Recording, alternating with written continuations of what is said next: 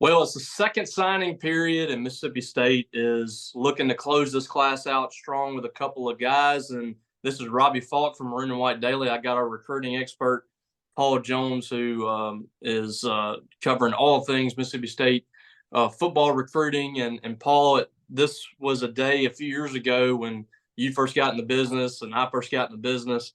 It was a huge day in the first couple of weeks of February to sign the entire class. A lot of drama, things of that nature.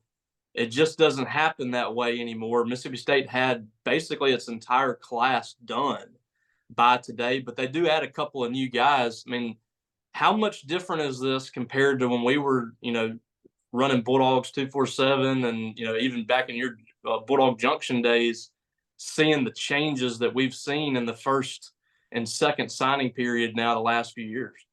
Yeah, I mean, it's crazy when you think about just simple things. January used to be every weekend was important. Every weekend was full of official visitors and momentum would shift up and down. And now you fast forward to 2024, and it's been like this for a couple of years. Now the weekends in January, they're more geared towards the next class. State's had a ton of 2025 visitors this month or in January and then early February, and it's more geared towards that next class. Mississippi State, I guess, ended up having Josiah Knight come officially visit last weekend. They had Leland Smith, a receiver from Fullerton College, former TCU transfer, who's probably headed to Purdue, but he was another guy that officially visited. But outside of that, and a few transfers here and there, it really hadn't been that much action when it comes to official visitors. But I like it. I like the December signing period because I know this day and age of the transfer portal, things can always change on a dime and guys can leave at the drop of a hat. But I think what the December signing period does is it cuts out some of the nonsense on both sides, from the recruits and the coaches. From the recruit standpoint, if you're ready to sign in December, then you know if those schools want you or not, because obviously they're either going to send you papers to sign or not. On the flip side of that, coaches know who's ready to shut down their recruiting process and sign. They won't be strung along anymore. And if a guy bypasses the December signing period and doesn't sign with you and decides to stretch it out, then he's not that serious about you and is still looking at other options. So, to me, it cuts out a lot of that. And we've seen that. We've seen Mississippi State, even going back to Joe Moorhead's tenure, there were some long-time commitments on their list that ended up not signing in December, and the odds of keeping those guys were not good, and they ended up going elsewhere. But every now and then you had it work out where those guys stuck and signed in February. But I like it. I mentioned on the board the other day, though, if I was in charge, I would once a kid starts his senior year, I'd let them sign whenever they wanted to. If they want to sign in September, October, whatever, just go ahead and do it and get it over with and be done with that. Yeah, it's certainly been a crazy change over the last few years. And what it's also done, these two signing periods, allowing this second signing period, it's given other options for players if things break down. And that appears what's happened here with Josiah Knight, who's coming out of Gadsden in Florida, and a guy that signed with Illinois. There's some reports that maybe one of his classes didn't go through. I'm not sure if you could shine any light on that, but obviously a position of need here for Coleman Hutzler to get a guy that can play that edge position, maybe a Sam linebacker, a guy that can really help you as a pass rusher. And Josiah Knight really seems to fit that mold for them. Yeah, best I can tell, he had a class or two that fell through. And obviously we're talking, it's February, so he's got plenty of time to get that done before June.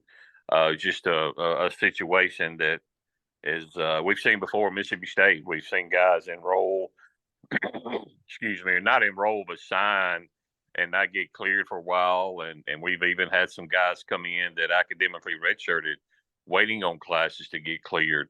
But I think it was a good situation for Mississippi State. It was kind of ironic talking to Josiah last night.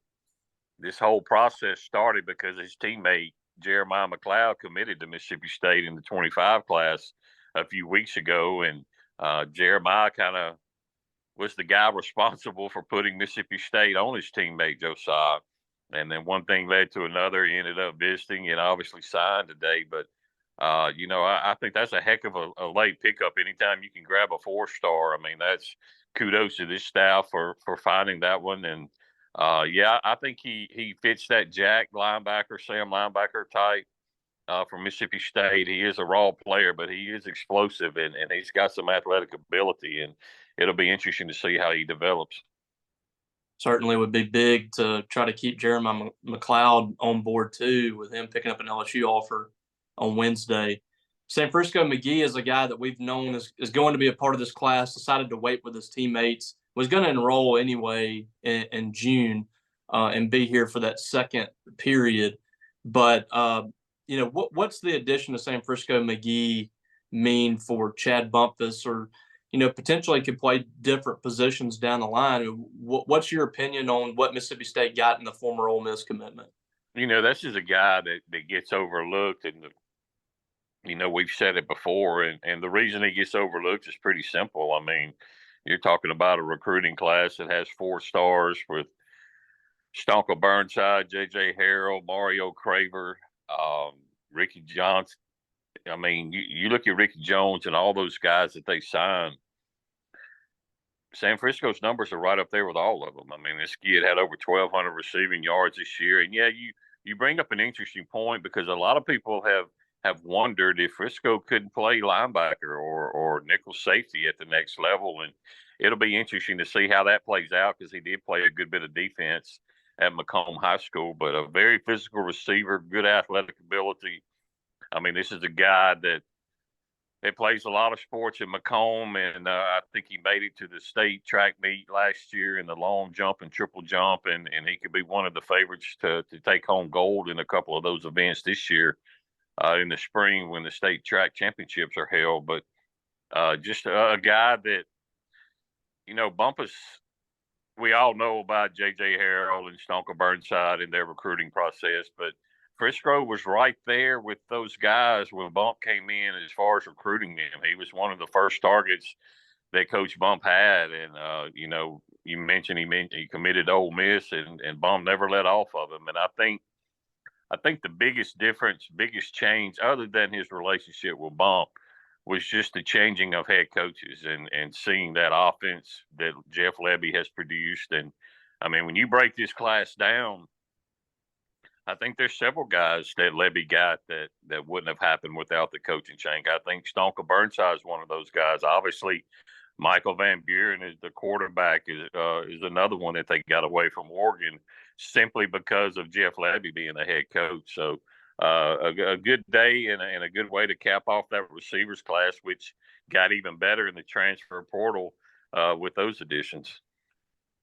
For sure. And, looking at that offensive side of the ball, and we hadn't talked a lot about the transfers, but we'll kind of lump them in. Mississippi State's trying to kind of rebuild that offense.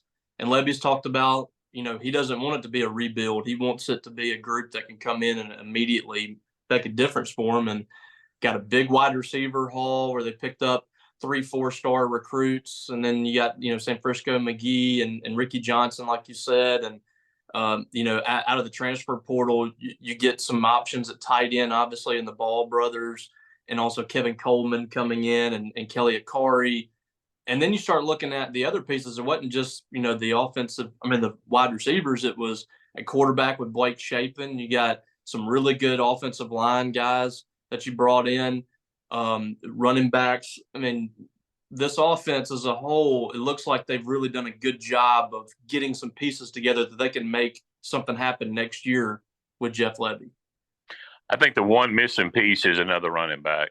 And, I know they announced Xavier Guyton as a running back on signing day, and I think he gets his first look at running back, but it's kind of hard to depend on the freshman. We saw Seth Davis do some good things as a freshman in the SEC, but it's hard to depend on that.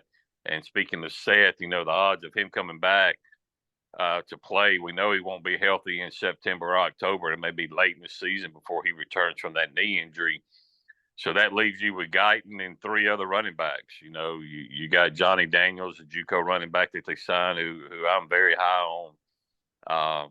And you still got Kevon Lee and Jeffrey Pittman, and we know how Levy likes to use his running backs in his offense, and we know he likes to use a lot of guys. So at the end of the day, I really think they're going to need more than three older guys. I really think if on the offensive side of the ball, if they add one more guy from the spring portal, I think it has to be a running back. I think he probably wants 4-5 guys in there, especially with Seth Davis' situation being unknown and kind of touch and go there. But we'll see if they add that. I mean, they may throw Xavier out there and let him get some reps early on and try to get by with those 4 and then wait on Seth to come back. But I think if you're looking at one more addition on the offensive side of the ball, and of course they're not going to turn down a difference maker. And Chad Bumpus still wants to go grab another receiver if that's a possibility. He never stops wanting that. But I think running back would probably be the position to look at if they add somebody else. Gayton, a very interesting prospect. He was the highest rated player actually in this class by On3. Charles Power, very high on him, pushed him up to number a 92, and I think he's a top 300 guy, state's highest rated recruit. So he's an athlete that can do multiple things. We'll see where they want to use him. If he is on the defensive side of the ball, State could use him there too. And you look at the defense, and there's a lot of question marks about that group with new defense coordinator Coleman Hutzler. They weren't able to go out there and get a ton of difference makers in the transfer portal. You lost some guys in the secondary. When you look at this class and you got some guys in the early signing period and enrolled early, that it'll be good for them to get in here early and start to develop a little bit. But what's your thoughts on this class as it pertains to the defensive side of the ball and how they can help Mississippi State next year? I thought they did a really good job at the safety department and getting guys that can help right away. Tyler Woodard, Brylan Lanier, just to name a couple. And I like what they did at linebacker. I think they probably still want to look for an edge guy in the spring portal. That Sam linebacker, Jack linebacker position.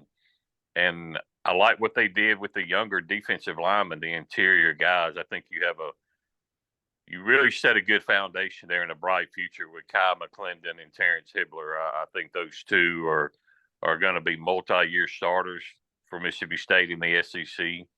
I think those are two guys that once they get their bodies in shape can help sooner than later.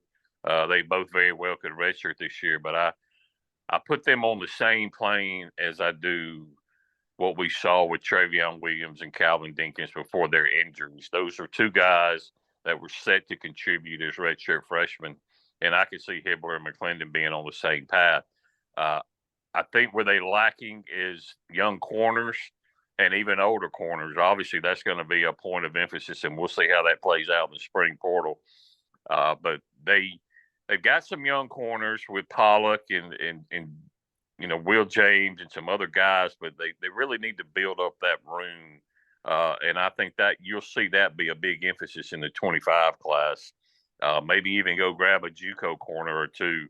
And of course the portal, they'll try to find a corner in the portal. But I like their safety group. I like their interior D linemen, and they've got some linebackers that can come in and step in right away. But one guy in that defensive line class is not a high school guy, older guy that I think was overlooked a lot, was Sean Shepard. He's a guy that, they still not sure where he plays. And I think where he plays on the defensive line will be determined by what he does in the weight room between now and September.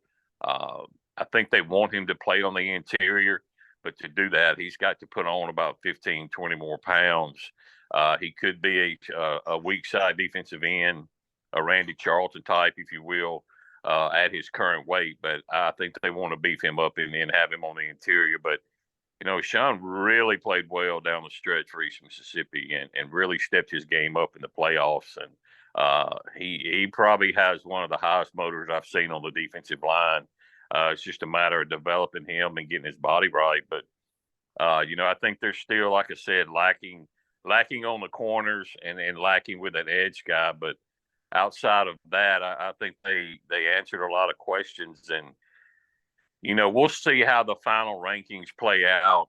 But with the addition of Josiah Knight and Brylan Lanier getting his 4-star ranking from on 3, I'm pretty sure that's going to give them a top 25 class. And I'm not sure how many people expected that when Jeff Levy took over in late November. And for him and his staff to come in, and I mean, let's be real here. This class was in the mid 40s when they took over, but for them to even flirt with a top 25 class and to get a top 25 class, it's been pretty impressive what they've done on the high school JUCO front.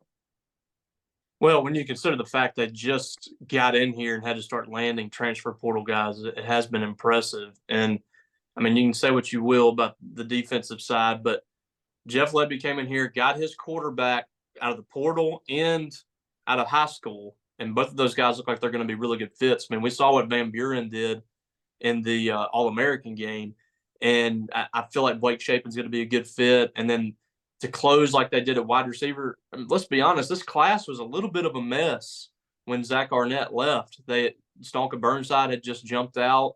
There was some question marks about who would stick and who they would be able to get, and they were kind of at a standstill. So you're exactly right. One thing I did want to touch on was you talked about Brylan Lanier. He was given his rating today. I think it was today. Charles Power, I imagine, was the guy that ranked him, and Brylan Lanier is a 4-star on 3. We are the only network that has him rated as a 4-star. So Charles, he does his own evaluations. He doesn't look around the other networks, and he saw the number 1 safety in the country in junior college, and he ranks him number 9 overall. So to me, that says a lot because I value Charles' opinions and Charles' evaluations on players, and it looks like he was really impressed as we were with Brylan Lanier. Brylan, he's not as thick as Jonathan Abram, but I think he has that same mindset as far as getting to the ball, being around the ball. He's got a guy that has athletic ability and the hips to cover too. But the first thing that stands out to me about Brylan, and I even had to double with East Mississippi State, NJCAA, they're all official stats, but it almost looks like a misprint or a typo when you look at his stats and see that he had 17.5 tackles for loss. That's unheard of for safety, and that jumps off the page to me. And you watch his film and you see why he's so aggressive. He's always around the ball. I think he's that guy that State's been missing when it comes to safety and corner blitzes. They've had some guys, Sean Preston here and there, guys that can do that in the past, but not on a consistent basis. And I think Lanier's a guy that can do that. But going back to what you said too, though, I don't think we really understood the moment until after the fact with Michael Van Buren. I mean, we saw what he did in the All-American game, and yes, an all-star game, and it's not, it's a time for guys to show off their athletic ability to make plays because there's not much defense being played. Nobody's going all out. We know that. But on surface, on paper, that doesn't just happen. This is a guy that Jeff Levy came in and took from the West Coast away from Oregon.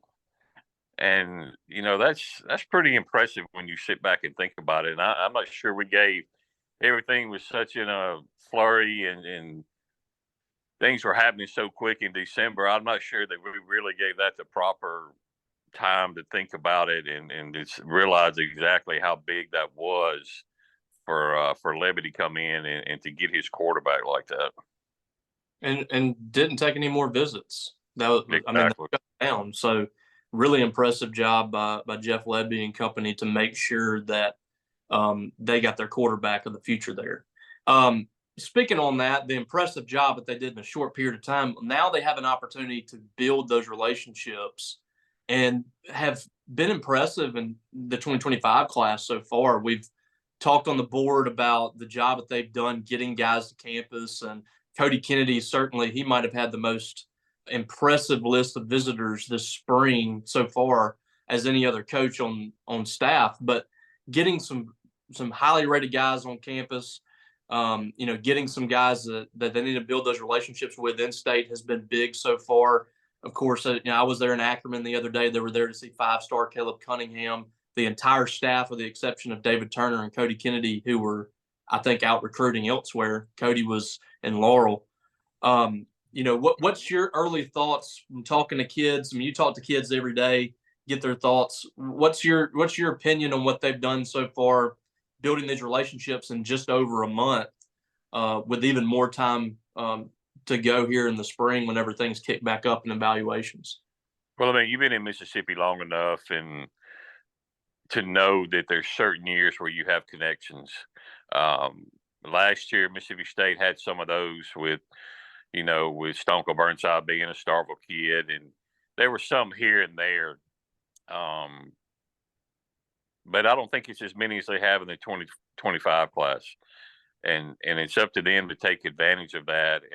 But they have a real big opportunity to grab some difference makers in this class. And a lot of it has to do with the built-in connections. You mentioned Tyler Lockhart.